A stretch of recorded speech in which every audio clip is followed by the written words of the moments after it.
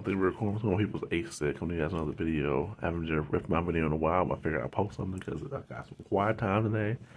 This is the deck I've been bringing to locals for a while, and between pod nights and just Nexus nights, and just obviously just making it a little better and better each time. I can't wait for the next set to make it a little better too. Yeah, Lillia. Lillia is so fun. You literally just make sprites like crazy, spit them out. You have access to blue and purple spells, which defies not so fast as counter walls, singularities, stupefy, stuff like that. And the support sprites got this set overall is just insane. So Lillia chose a champion, basically tapper, make play a 3 sprite token. So we one of these. 3 sprite tokens comes out. They have temporary requests, but this ability causes one less depending on how many sprites you got. So, for example, if I already have a sprite already on the board, if I can tap Lillia for her ability, I can just spend 3 instead of spending 4 for it. So, and that kind of ways to do it. So, her chosen champion, alright, Lillia Fate Fawn. When she moves, whatever she moves from, it creates a temporary 3 sprite there. It's not ready, sadly, but you know, it can reduce the cost of the actual legend, which is really, really cool. 2 drops for playing. 1 Scuttle Crab. I did have more of these, but I just decided to take them out because I need to for other decks. But 1 Scuttle Crab is still cool. 2 Lonely Poros. Lonely Poro is the GOAT. Sacrifice him to draw a card. A very good 2 drop into the deck. Raven Blue Student. We play a lot of spells into the deck, and this card just goes nuts early game. And it goes into the 3 drops. 2 more of the Lillia Faith Longs, being able to move stuff. There are times when I actually have all 3 on the board, and we just go move crazy and try to win the game like that with the sprites. Heavy hitters would be Thousand Tail Watcher, being able to reduce stuff on the board, which is -3 to number 1. Comes in handy for the sprites to finish off stuff. And it's not a bad card just to have a blue decks in general. 2 Riptide Rex. This is debatable, but I like this card because I don't actually have unchecked power. Being able to do 6 damage to an enemy unit in the battlefield is really clutch. Gets rid of the purple vexes when I need it, and the cost of it is pretty high, but it comes in clutch when I need it. 1 Singularity, being able to damage stuff up to 6 times, 12 damage on the board, not bad. Her signature spell, which I'm able to get off from time to time, is her Lifting Lullaby. You counter a spell, and your opponent can't play spells the rest of the turn. More no more on combat tricks.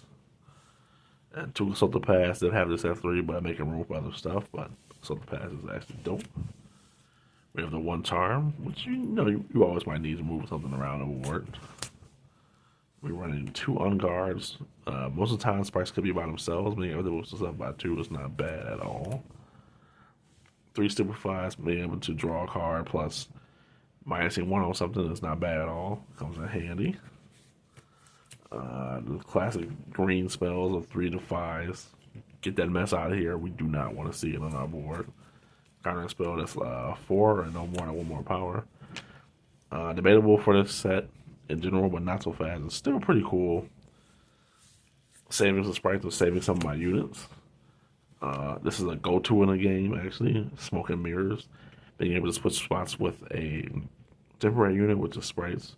I usually like going for this because it boosts more stuff a little bit to move around. Plus, being able to switch a 1,000 Tail Watcher with one of the sprite units is actually insane. And you draw a card from the actual resolution of the effect. 2 Disciplines. You know, that's the go-to. I want to bump it up to 3, but debatable what to take out for it. Running 1 Eclipse for the -4. The 1 back off for stun plus draw. 3 Sprite Fountains, which is the go-to of this deck. This card here is just so clutch. I've been meaning to put it in with other decks as well. With this blue, Teemo actually has one. Massive Foresight, when the sprites are by themselves, you know, you can spice it up a little bit, give them some little boost. And 2 Dark Ice, 2 Hard Black Ice, gives something +3. Comes in handy when you just want to do the sprites by themselves too. And I'm ending it off with 3 Spike Bursts. Spike Burst is insane. Play 2 readies, 2 3 units this turn over to sprites. Being able to reduce the ability by 2 as well, so you can do that.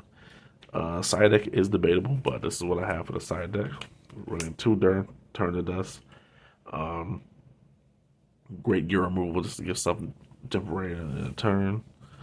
1 Sprite Mother, being able to play a Sprite that's ready and then have her in the unit for next turn is actually dope. Plus, you can use her with Smoke and Mirrors too if stuff gets crazy. 2 Bella's Breath with the repeated calls, being able to do the 3 damage or something is actually really clutch, being able to help the sprites out. Fallen Comet, to steal 6 damage or something out of the unit. If I want to really get rid of something on the board, I'm putting both Fallen Comet and Singularities into the deck. And then Lillia, Protector of Dreams, is the green legend for her. The token units I have tank, and then they get +1 or something. And then Abadabtron for this my last of gear removal into the deck. Really comes in clutch. Battlefield wise, we're running Rockfall Path. We're running the Black Flame Altar, which is so clutch. And then we're running Dark Rose Lab for the last battlefield. And then just for rooms, I think we're running 6 green. I really love just having the 6 and 6 because you might need it. Don't judge me, I only have one of these rooms, but 6 green, 6 blues comes in clutch. That's how you do it.